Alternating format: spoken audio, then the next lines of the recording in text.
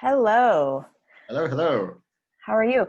So, my name is Dr. Amy Schaus, and I'm an acupuncturist, doctor of acupuncture and Chinese medicine here in San Rafael. And I have a clinic called NorCal Center for Integrative Medicine. And with me here today is Dr. Jonathan Smith. Care to introduce yourself? Sure. Yes. I've been in practice for about 20 years now, and personally, I've had many concussions, so I ended up focusing a lot on concussion for Hmm. my own benefit and for my patients, and I'm learning to pass that along now. Awesome. So yeah, today we're going to talk a little bit about concussion because Dr. Smith is an expert in concussion, having had his own experience with it and worked with patients. I was interested in talking about this topic as well because I have patients with concussions and I wanted to learn more about how to treat them and what people can actually do to help themselves get better. So, do you want to just kind of dive in Sure. and Yeah. just Let's do it. ask you some questions? So, first of all, um, I guess I just want to ask, like, what is a concussion and what happens to your brain during a concussion? Sure. Yeah. It's very simple in a way, but very complex in a way. So the simple side is your brain hits the inside of your skull. Mhm. And what happens to the actual nerves is that they get stretched, they get twisted, sometimes they get torn and broken. So that in itself causes a lot of problems. But then the secondary issue is all the inflammation that takes place afterwards. And Mhm. the inflammation that takes place in the brain is a little different than the inflammation that takes place in the rest of the body in terms of the chemical pathways and the way it's perpetuated. Right. That's really the cause of most of the symptoms is that secondary inflammation That's in, right. Right. in mild traumatic brain injury, which is concussion is considered a mild traumatic brain injury. Oh, is it? Okay. So Yeah. a more severe traumatic brain injury is in a whole other realm, Yeah. somewhat. If you have a skull fracture, or if you go into a coma, and there's a lot of different ways to kind of quantify how bad a head injury is. There's something called the Glasgow scale, and that takes into account how long someone's unconscious. Um, Mhm. but basically, with a more severe head injury, you're going to land in the hospital. There's Got maybe it. some bleeding on the brain. Right. It's whole nother level of head injury. Got And it. in that situation, there is more damage to the brain itself. There's a lot of inflammation as well. So maybe once someone has recovered from the extremely traumatic phase of more severe head injury, then the inflammation will come into play, the ongoing inflammation. But there's a lot more initial damage to the brain that will perpetuate symptoms as well. Got it. So what are the most common ways people get concussion that you have seen? And maybe, I don't know if you're comfortable sharing your story about how how you had experienced Sure, yeah, concussion. yeah. So personally for me, it was a sports injury. I used to love to do Aikido, which is a martial art, and I hit heads with a fellow in a class, and really was not a severe concussion at all. I had some tinnitus, some ringing in the ears, Mhm. and some balance issues a little bit, but it wasn't too bad. But then I was rear-ended about 4 months after that. Oh, So that's called second impact syndrome, when you have not recovered from an initial injury and you have another concussion. And what that does, it can trigger kind of a higher level of inflammation. So even though oh, both of my concussions were pretty minor, I ended up having a lot of kind of long-term I don't want to say severe, because I know there are a lot of people who've had a lot worse symptoms than I have, but they were very very impactful to my life in terms of ability to just go about my daily activities. Right. So what were the biggest things you noticed with your I had condition? so I speak Japanese, and Mm-hmm. I'm pretty fluent at Japanese, and I'm pretty good with French and German, and I do all right with English too. So, but I had a lot of trouble with word finding. I could not Oh, speak Japanese at all, and wow. and my English, you'd be going along in a sentence, and there'd be like that moment where you're like, what is that word? I know there's a word for this, but I can't think of it. Mm-hmm. I had a lot of trouble with short-term memory. Mm-hmm. Uh, I had trouble planning things. So there's something called executive function. It's a part of the function of the frontal lobe, and it's your ability to plan things. So it's your ability to put things in order that you need to do them to get it done. Got And it. I had a lot of problems with that. And I go into the bathroom in the morning to take a shower, and it's like, what do I do first? How do I Oh, do this? It's like I'd like wash my hair, and then I'd wash up again, and I'm like, did I wash my hair? I think I washed my hair. I don't know. I'll wash it again, that kind of thing. oh, wow. So yeah, it was very frustrating, very confusing for a long time. And you feel kind of not yourself. I had a lot of trouble with my emotions as well. Oh, Very volatile in terms of getting very sad or very angry for really minor reasons or no reason. Um, mm-hmm. Very difficult for me to read for a while. Right. The tracking of the eyes was tough. I've I've had patients tell me it's really hard to read, especially on a computer Yeah, or any yeah. kind of digital device. Hmm. Yeah, that's a whole nother ball game, because the computer, the light that comes from the computer is actually kind of flashing that stimulates the nerves. Oh, So one of the issues with brain inflammation is something called neuroexcitotoxicity. So what that means is the nerves, because of the inflammation and their inability to really handle that, they become much more sensitive. So they fire more easily, mm-hmm. more often, and they don't recover as well. So it takes less stimulus for the nerves to fire. And Right. since they're not firing as well, the connection is not as good. So you hear people say they have brain fog, Right. brain fatigue. Right. Um, that's where that comes from. It's also where kind of this oversensitivity to light or sound or situations with a lot of stimulus, like if you're in a group setting where there's a Mm-hmm. lot of conversations going on, it's overwhelming. Right? Yeah. Is it because, and you're saying it's because the nerves and the brain are overly excited already because they're inflamed? Is that kind Yes. of, and then you Yeah. add more stimulation and it's And just over. just a little stimulation will trigger things. Yeah. So you end up, in normal life, we have all this stimulation coming in, and we filter it. Our Right. brain chooses what's important, what's not.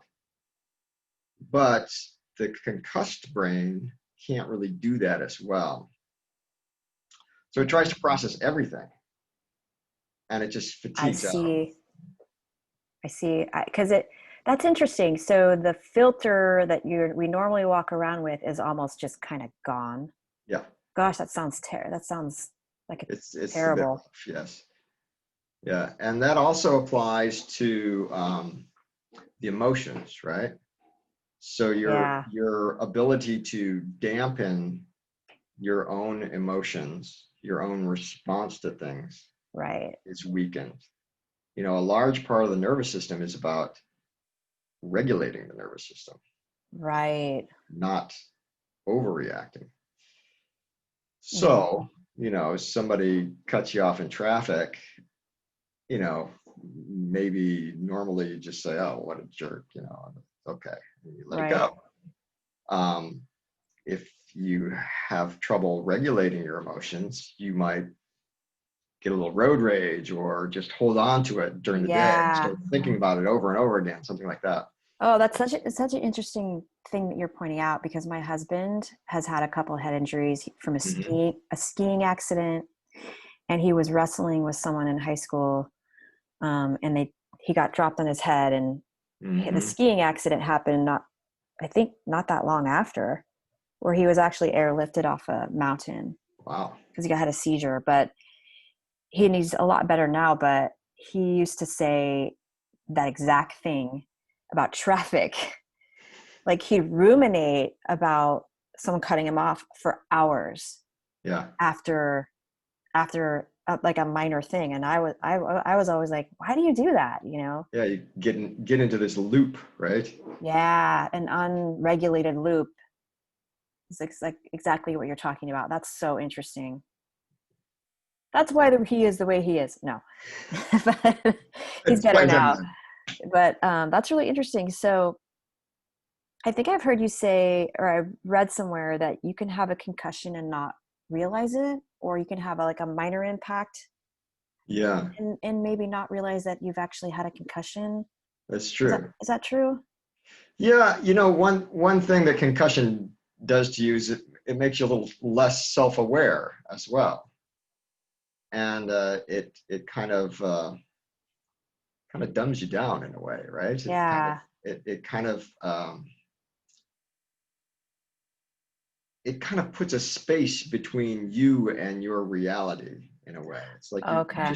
you just don't, you're not as aware. I don't know, it's hard to describe, but I've had a number of times where someone has been like in a car accident, and they'll come in because their neck hurts or their back hurts. Hmm.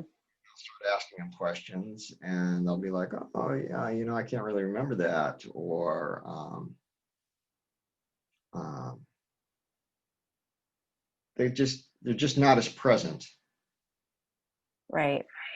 And you dig down a little bit, and it's like, well, you know, I think you may have had a concussion. I think you may have had a minor concussion, or Oh, even a major concussion. You know, sometimes people don't. You know, I don't think it's really a condition that's known about and talked about enough in, you know, common life that you identify it easily. I You know, you say, see. oh, you know, I've been a little off. I've been sleeping a lot. I've been tired. You know, it's just 3 weeks after the accident. I'm still really tired all the time. Can't Ah, focus. I can't concentrate.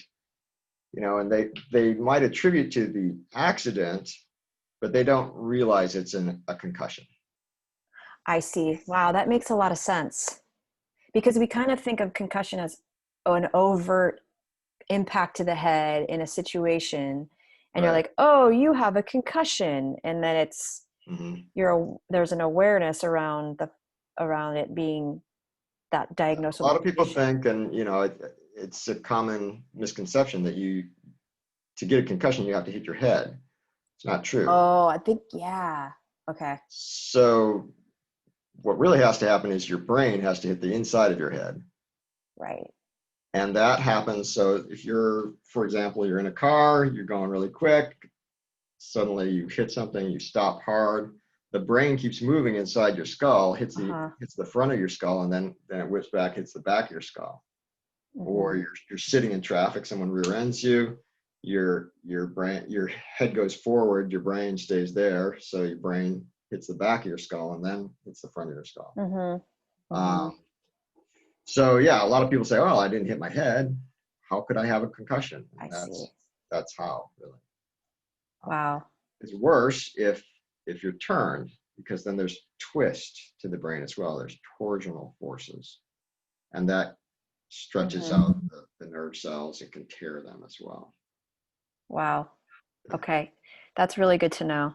Because I Yeah. don't, like I said, sometimes you're right. I have seen patients that are very fatigued after a quote minor accident, Hmm. even for weeks, and they don't know why. So That's a really good thing to know. Yeah. Um, I wanted to get back to your original question yeah. of how concussions happen. Hmm. So I think there's a lot of emphasis on sports. And the most common sport is actually girls soccer for concussions. Oh, Surprises a lot of people, which is why they've limited like heading. You're not supposed to head the ball, that's right. I've heard of that. Yeah. things like that. Hmm. So football probably the second. Car accidents, of course, but a lot of the people I've seen with concussion have just had them in their daily life. You Hmm. uh, bend over to pick something up, and when you come back up, you hit your head on that cabinet door that was open.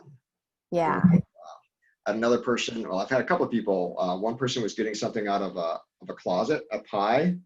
I think it was a suitcase, fell on their head. Oh, wow.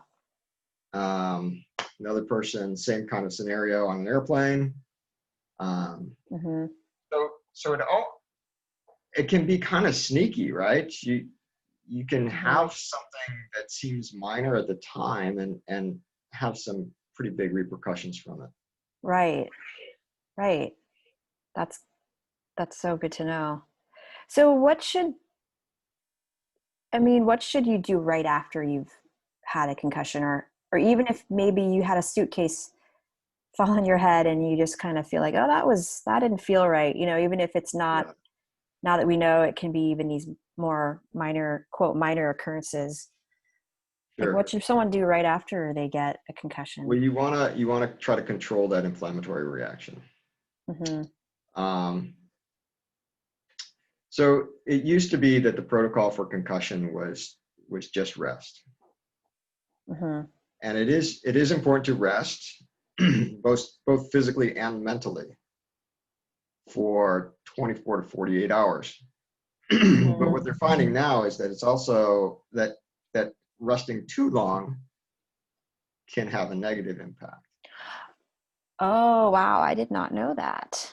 Yeah, it's kind of it's always case by case though, right? Hmm. So it's hard to just say this is the prescription for concussion.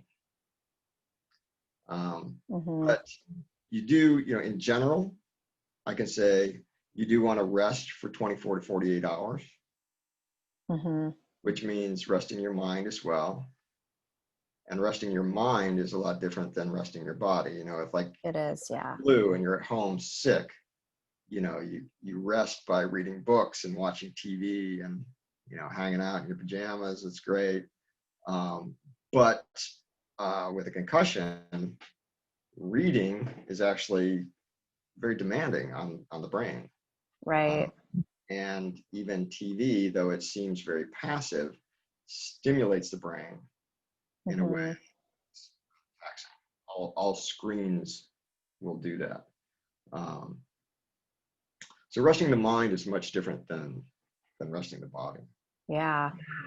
So So, when I say resting the mind, I mean things that are kind of meditative. Going for walks in nature is oh. wonderful. Hmm. And then once you're past that initial stage, you can start doing some really mellow exercise. So aerobic exercise is extremely helpful, Okay. but you don't want to do too much. You So you don't. have to find your sweet spot of where it's going to be beneficial before it becomes detrimental. Got The it. reason it can become detrimental is when you exercise, you produce oxidative stress, right? That's Which right. which can create more inflammation. Right. Kind of this temporary oxidative stress that we're kind of, we kind of are aiming for that usually, right? To get like this temporary state, and then it goes Mhm. down for most people. But that if it's too high for someone with concussion, it can just, the brain can't handle it, right? Right. So I mean, yeah. So what happens sometimes is, I've had several athletes who have had concussions, and they want to get right back into it, or they never Oh, want to stop, right? Or even, even people who are doing office jobs, but are gym rats, they like to go to the gym and do their 30 minutes on the treadmill or the Stairmaster or what have you. Mm-hmm. That up, and they've always felt good doing that. And even when they have their concussion, they feel good doing it.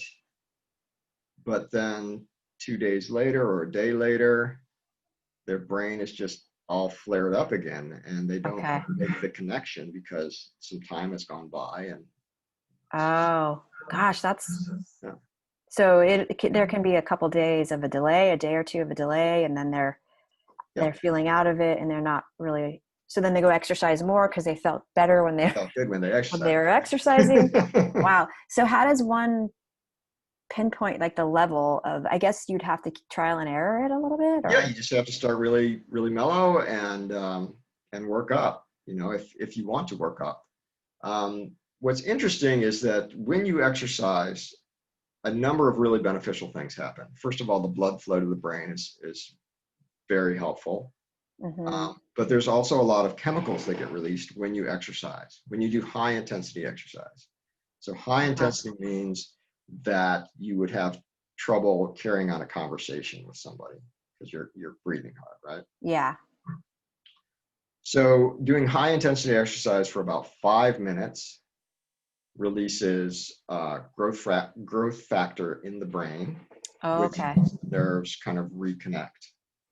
Okay. Okay. It also releases endorphins, which just make you feel better, Mm-hmm. and it gets the blood flow going, which basically nerves need fuel, either glucose or ketones, Right. and oxygen. That's pretty much all they need. Okay.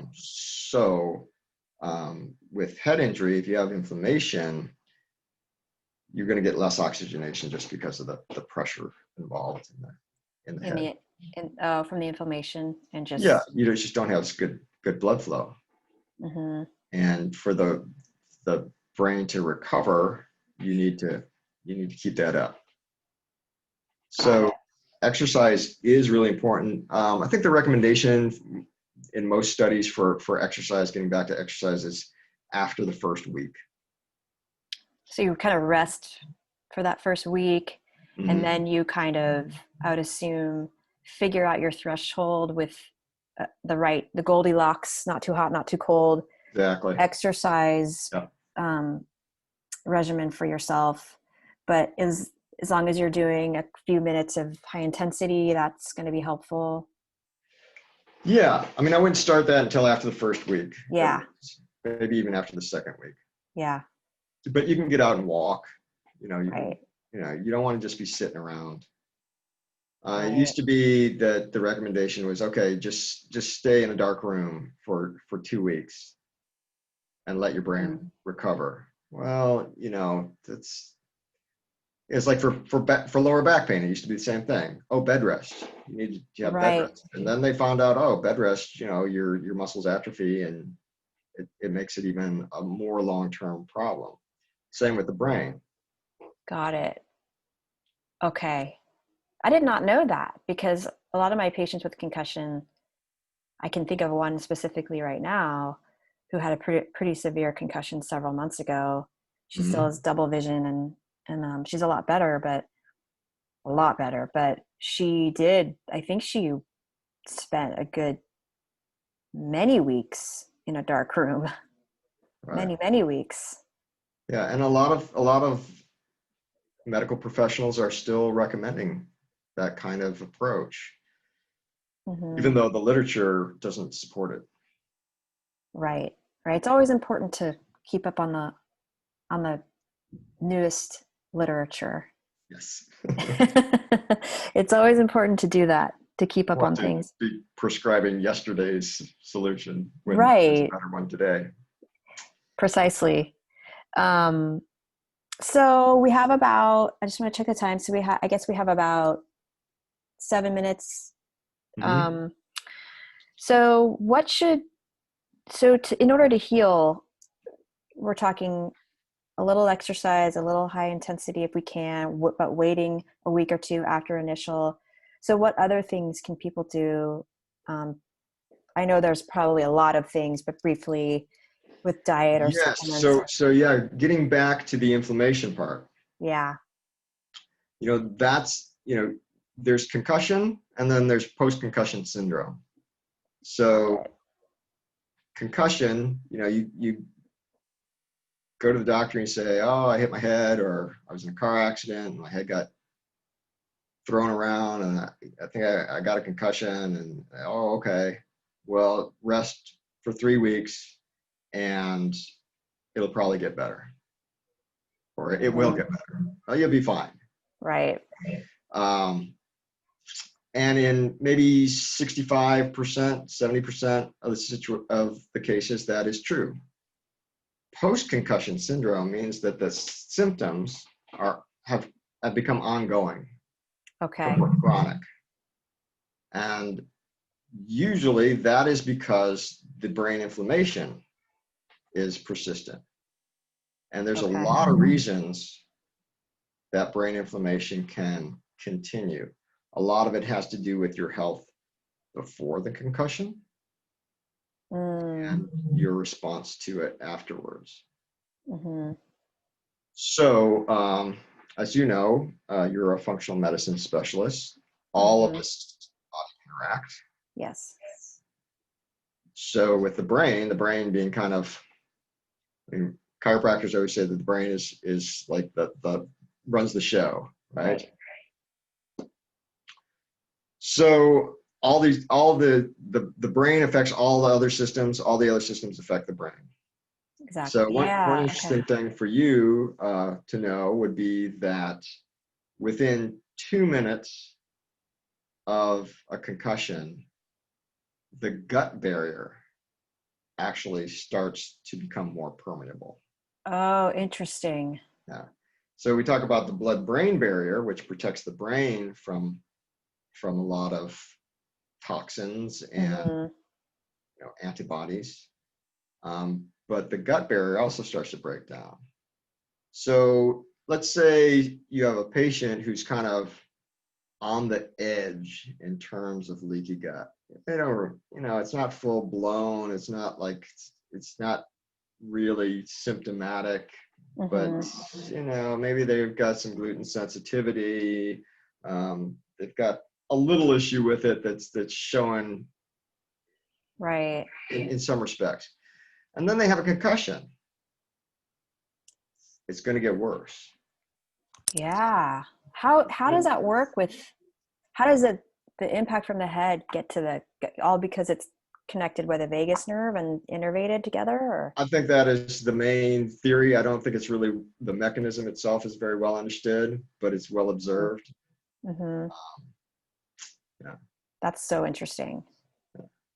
So the inflammatory load on the whole body is going to affect the inflammation with the brain as well.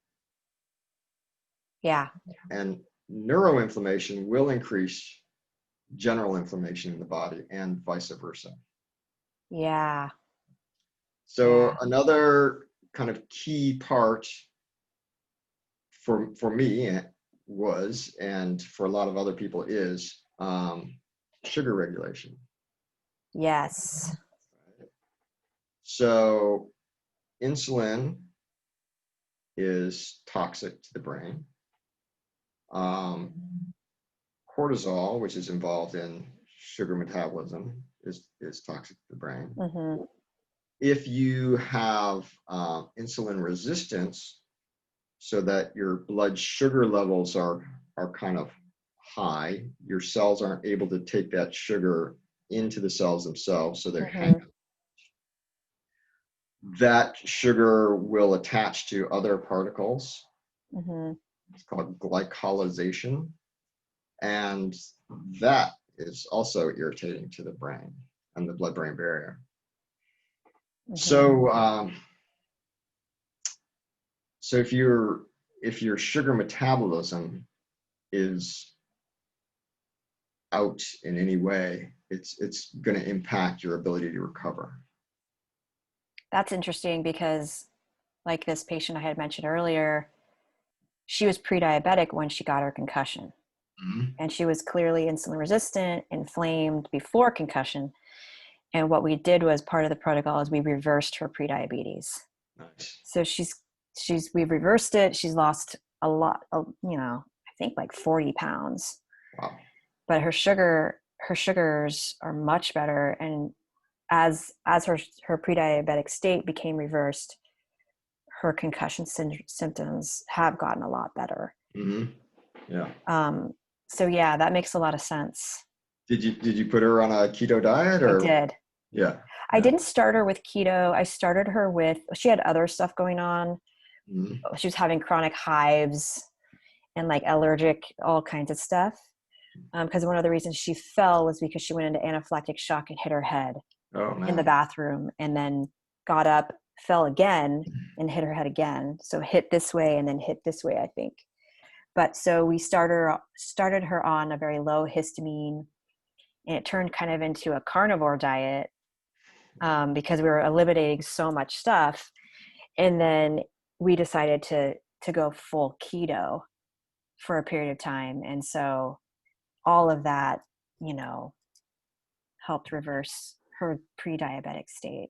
Yeah, ketones are also really good for the brain in terms of it's a better fuel source, kind of burns Mhm. cleaner than glucose does. Right. So the brain can only use glucose or ketones for energy. Right. The ketones burn a little cleaner. It's a less demanding process to produce the energy from Right. ketones than it is from glucose. Yeah. And ketones also dampen. I've talked about this before, but there's a certain kind of cell in the brain called Hmm. microglial cell, which can change after Right. a brain injury, after a head injury, and become very inflammatory. It can either be pro-inflammatory or anti-inflammatory. So M1 Oh. state or an M2 state, right? So you want to, as much as possible, you want to shift those cells into the M1 anti-inflammatory state, and ketones. So Hmm. that was probably another side benefit of getting around that ketone diet. Oh yeah.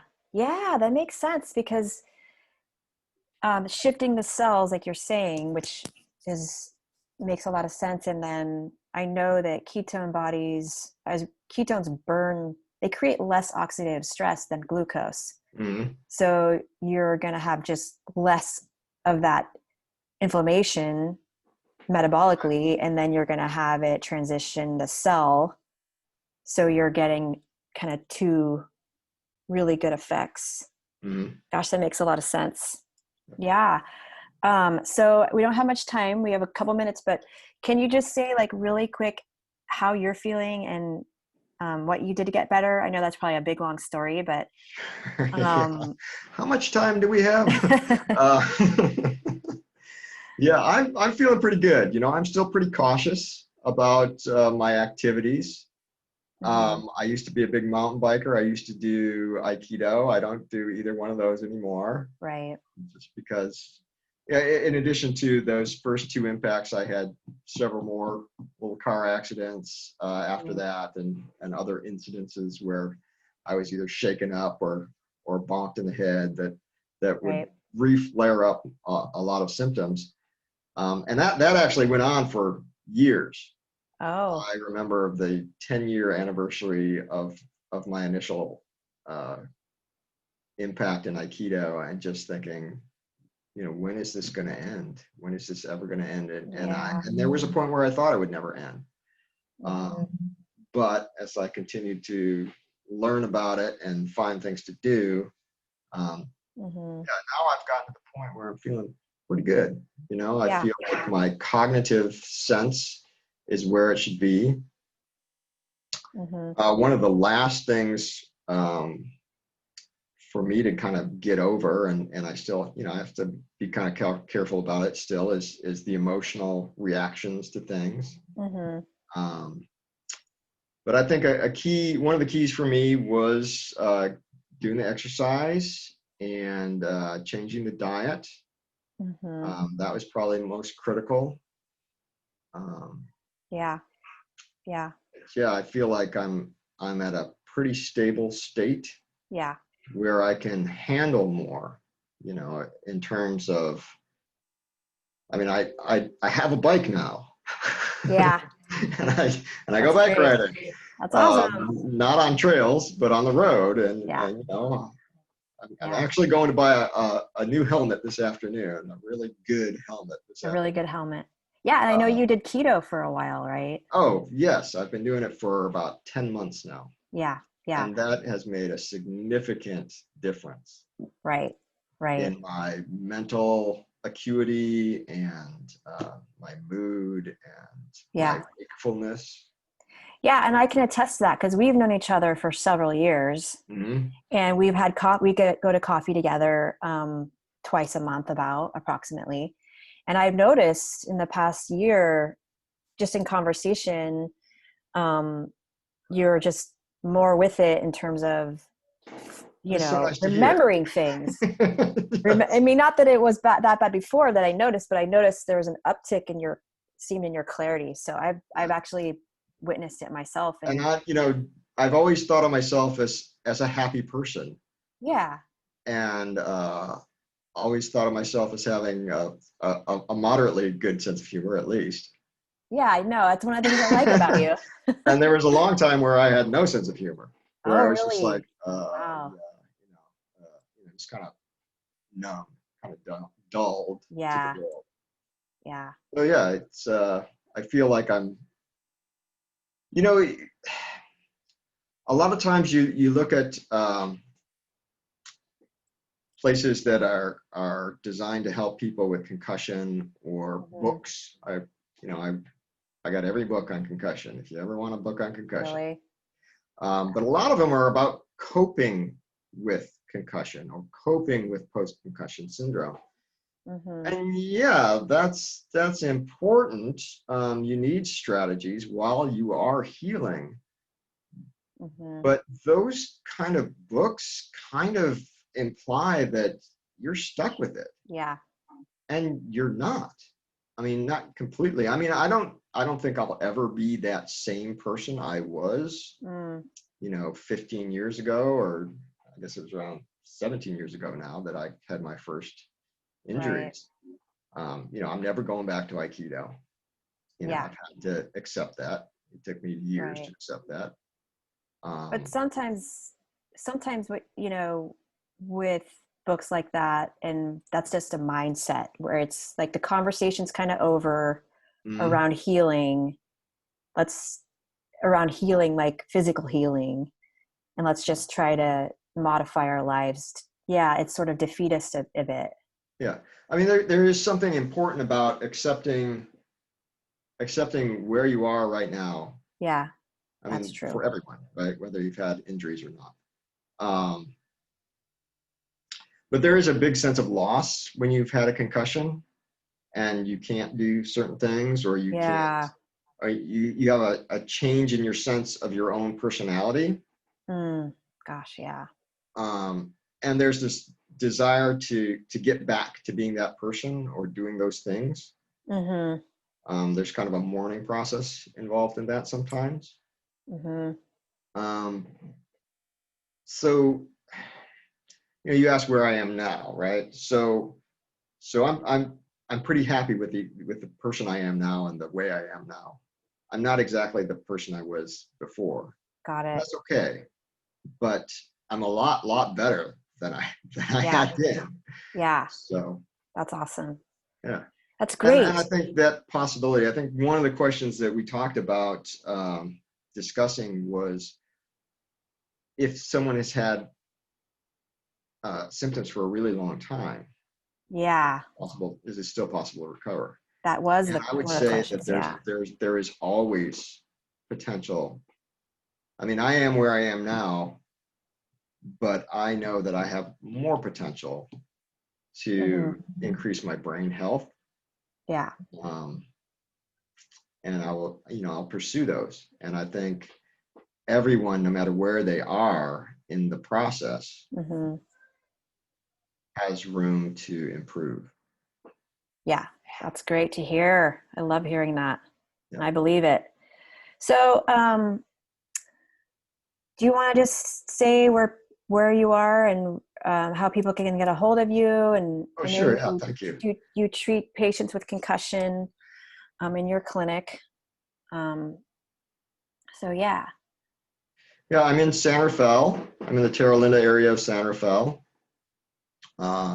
My website is balancedc.com, Mm-hmm. and I'm putting more and more things about concussion on that site. The way I work with concussion is I do chiropractic adjusting, but very gentle chiropractic adjusting for anyone who's had a concussion. Mm-hmm. I do cranial therapies, which is working with the actual bones of the skull to promote the fluid flow around the brain. Mm-hmm. But then we do a lot of lifestyle counseling in terms Mm-hmm. of what you need to be changing in your life, whether it's exercise or diet. Right. Um, and there's a lot of nutrition that can be used Right. for dampening brain inflammation. And we talk Awesome. about that and find out what's going to be best for you. Yeah. Great. Awesome. Well, I really appreciate this conversation. It's been one that I've been wanting to have, and I learned a lot. And yeah, so let's do it again sometime. All right. Yeah, I really appreciate the opportunity. All right, Dr. Smith, All right. Thank take you. care.